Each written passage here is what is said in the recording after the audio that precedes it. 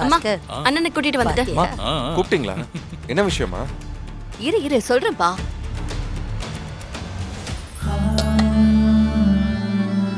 இசை,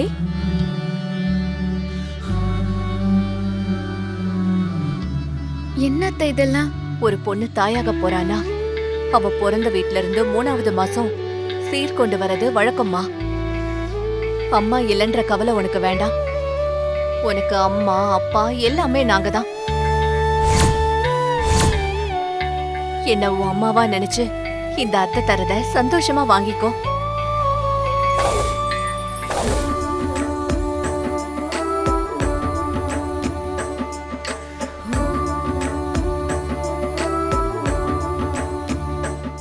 என்ன உன் பெத்த அம்மாவா நினைச்சு இத வாங்கிக்கோமா. இனிமே யாராவது உன்னை அம்மா இல்லாதவன் சொல்லி சீர் எங்கன்னு கேட்டா இதோ எங்க அம்மா செஞ்ச சீர்னு தைரியமா எடுத்து காட்டு இசை.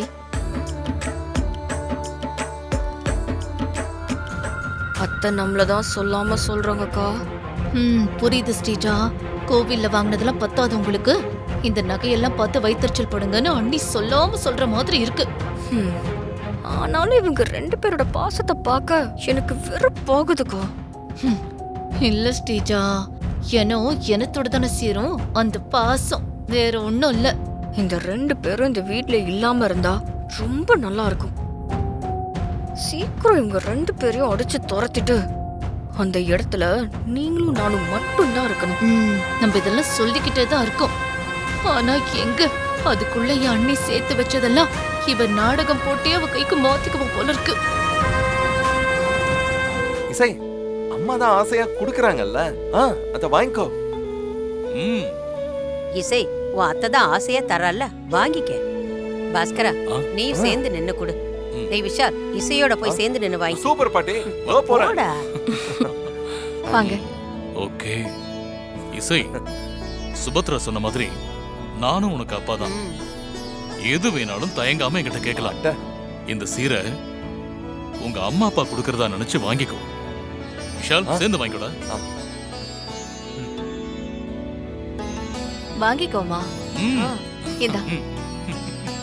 குடிங்க.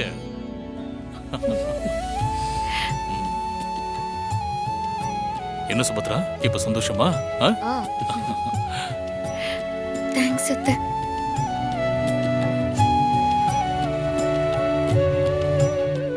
அவ்வளவுதான், இவன் நாடகத்தை இப்ப தொடங்கிட்டான். இந்த மாதிரி ஒரு அத்தை மாமா, சச்ச, ஒரு அம்மா அப்பா கிடைக்க நான் கொடுத்து வச்சிருக்கணும்.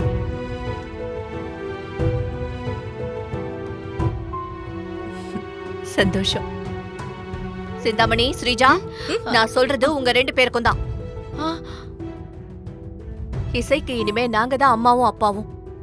இனிமே ஒருத்தர் வாயில இருந்தாவது இவள அனாதன்னு சொன்னீங்கன்னு தெரிஞ்சது, அப்புறம் நடக்கிறதே வேற.